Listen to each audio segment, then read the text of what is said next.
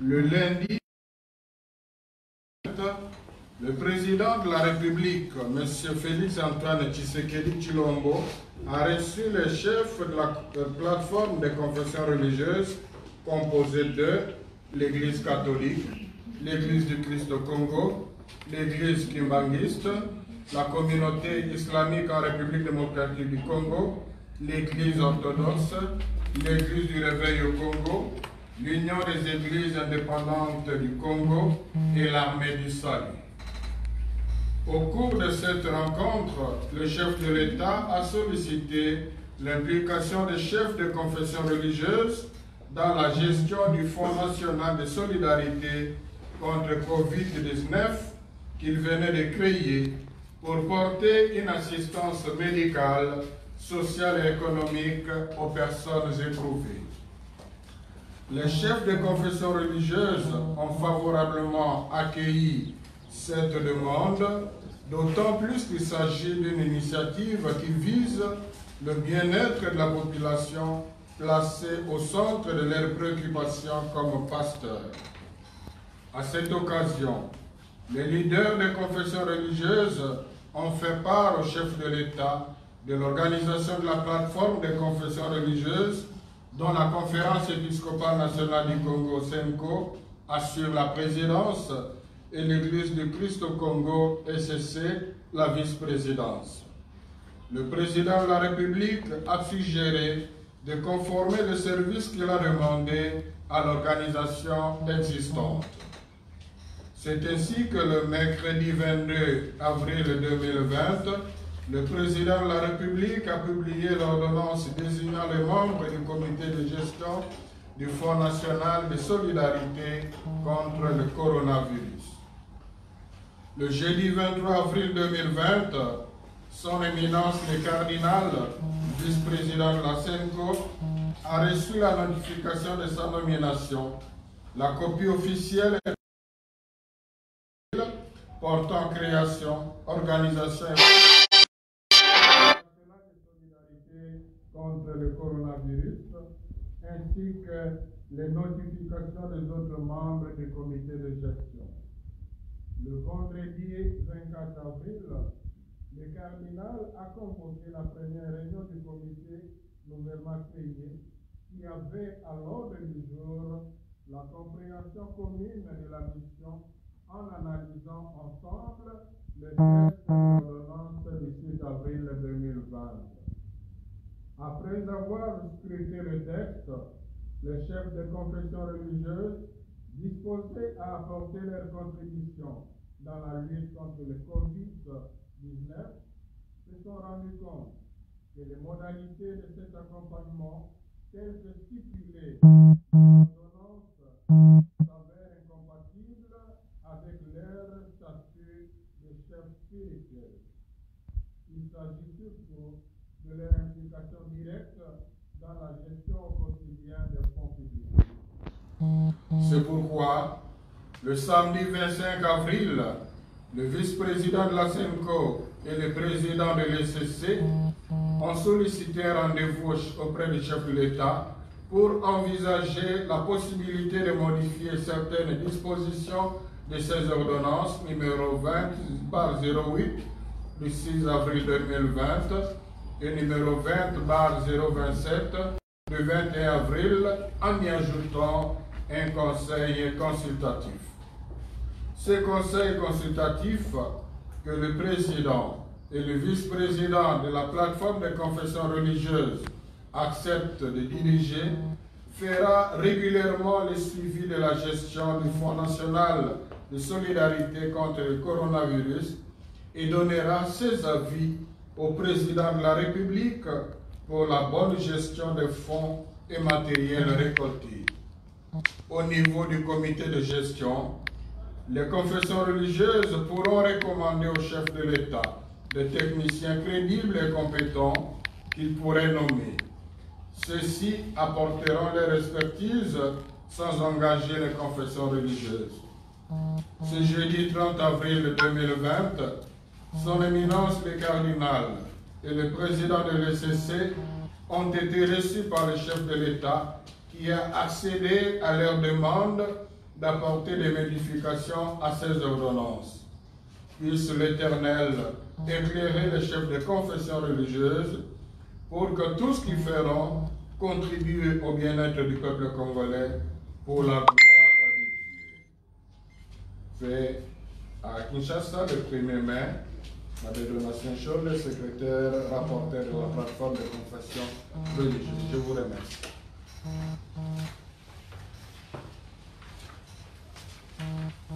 Voilà, mesdames et messieurs de la presse.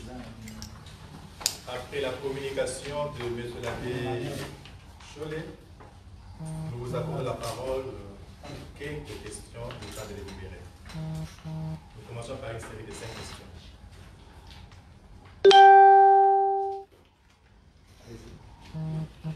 Pascal Mbegwa pour RFI, si on comprend bien votre déclaration, vous jetez le pont, qu'est-ce que vous craignez? Et au moment où le pays d'explosion des nouveaux cas, hier on a enregistré 72 cas, ne craignez-vous pas que le fait que vous jetiez le pont puisse retarder encore plus la mobilisation des fonds?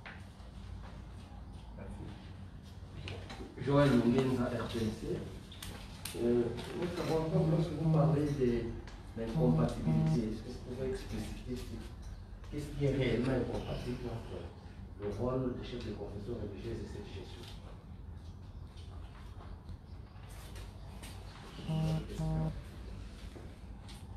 Voilà.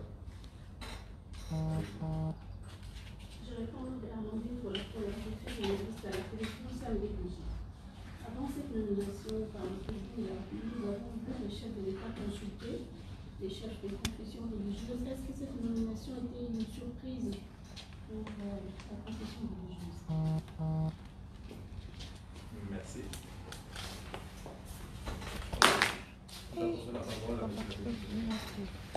Merci. Représentant de RFI, il ne s'agit vraiment pas de jeter l'éponge.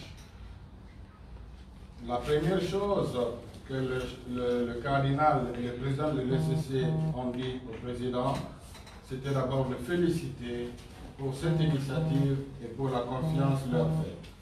Ils ont en plus renouvelé leur engagement à accompagner le pays dans la gestion de fonds contre le coronavirus. Il s'agit des modalités pratiques de cet accompagnement. Donc l'engagement de chefs de confession religieuse reste là. Ils n'ont pas démissionné, ils n'ont pas jeté l'éponge, ils ont voulu simplement solliciter une modification des dispositions pour que cet accompagnement corresponde à leur statut de chef religieux.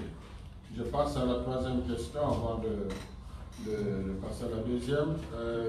La troisième intervenant disait que mais il a vu le chef de l'État consulter le chef de confession religieuse. Oui. Consulter, solliciter leur implication dans la gestion de ce fonds. Les chefs de confession religieuse ont accueilli favorablement cette demande, d'autant plus que, comme c'est dans la mission de l'Église de venir au service de nécessité. Mais une chose est d'accepter d'accompagner dans la gestion de fonds, une chose est la manière de le faire. Alors je reviens à une autre question. Qu'est-ce qui est incompatible? Il s'agit surtout de l'implication au quotidien des chefs de confession religieuse dans la gestion des fonds publics. Par contre, le chef de confession religieuse reste là pour accepter d'accompagner le pays dans la gestion de ces fonds, non en les gérant au quotidien, mais dans une structure qui est comme Mutatis Mutandis, une sorte de conseil d'administration, et pour orienter et conseiller utilement le chef de l'État.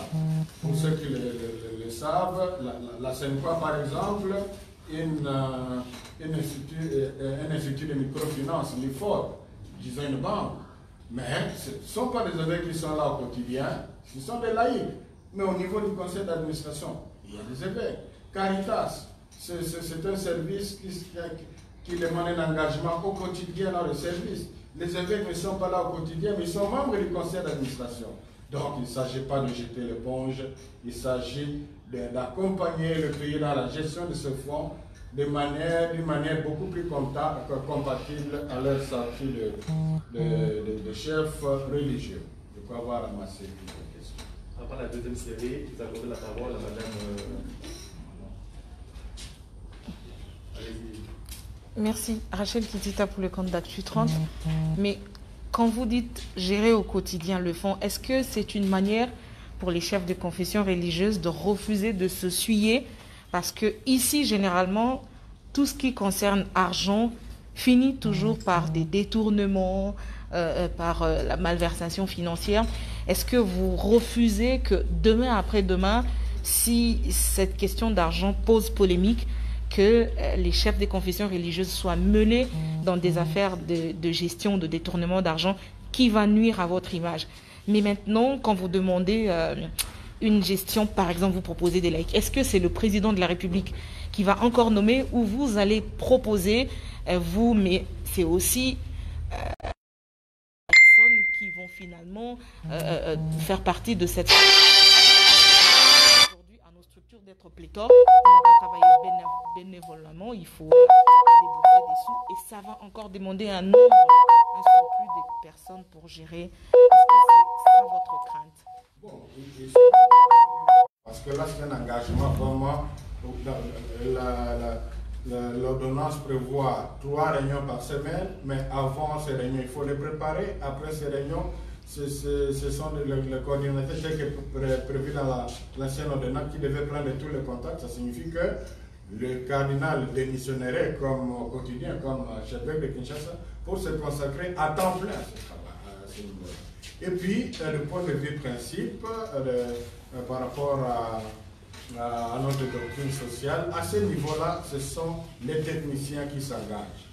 Les pasteurs sont là pour avoir un droit de regard, pour orienter, pour conseiller.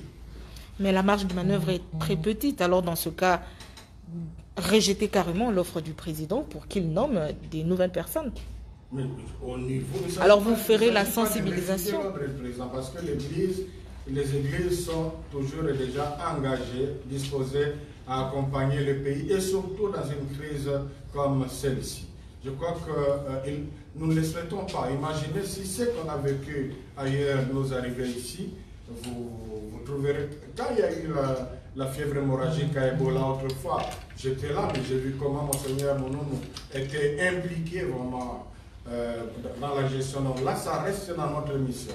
Donc une chose est de le faire d'une façon qui convient au statut de chef religieux. Une chose est la façon de le faire comme les techniciens. Le fait d'être sacré évêque, cardinal ou révérend ne vous fait pas, on ne fait pas automatiquement de vous des gestionnaires. Ça, c'est une chose aussi. Voilà, une autre question.